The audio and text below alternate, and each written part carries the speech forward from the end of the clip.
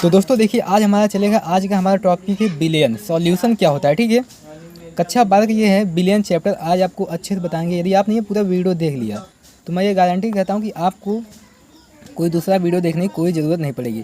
तो चलिए, सबसे पहले मैं जानता हूँ बिलियन क्या होता है। ठीक है, बिलियन क्या होता है, सॉल्यूशन क्या होता है। दो या दो से अधिक पदार्थों के समांगी मिश्रण को बिलियन कहते हैं।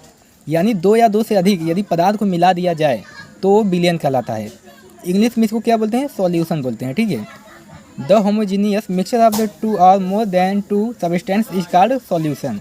बिलियन के दो मुख्य घटक होते हैं।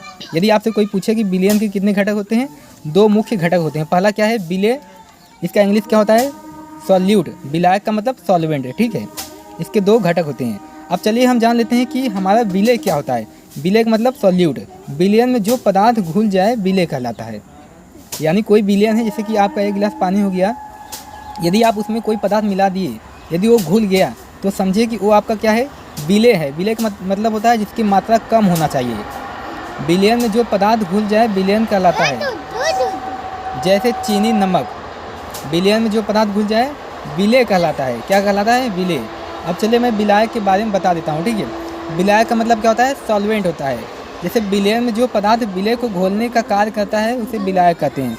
जैसे पानी, जैसे कि आपने ये देखा होगा कि जो पानी होता है ये एक प्रकार से विलायक का काम करता है। क्यों? क्योंकि ये बिले को क्या करता है, घोल देता है। यानी जिसकी मात्रा कम होती है वो बिले कहलाता है, जिसकी मात्रा ज़्यादा होती है वो विलायक कहलाता है। यदि बिले और विलायक को मिला दिया जाए तो हमारा बिलियन बन जाता है।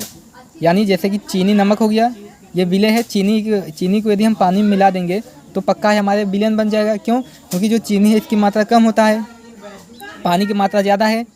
तो यदि हम चीनी और पानी को मिला दें तो हमारा क्या हो जाएगा, बिलियन बन जाएगा।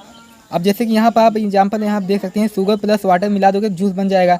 तो शुगर क्या है, ये बिले है। वाटर क्या है, विलायक है। क्योंकि शुगर की मात्रा क्या है, शुगर की मात्रा इसमें क्या है, बहुत कम है। वाटर की मात्रा बहुत कम ज़्यादा है। यानी शुगर प्लस वाटर मिला दोगे तो हमारा ये जूस बनकर तैयार हो जाएगा, यानी हमारा ये बिलियन तैयार हो जाएगा। अब चलिए मैं आपको एग्जाम्पल के जरिए बता रहा हूँ कि कोई सवाल आप कैसे करोगे।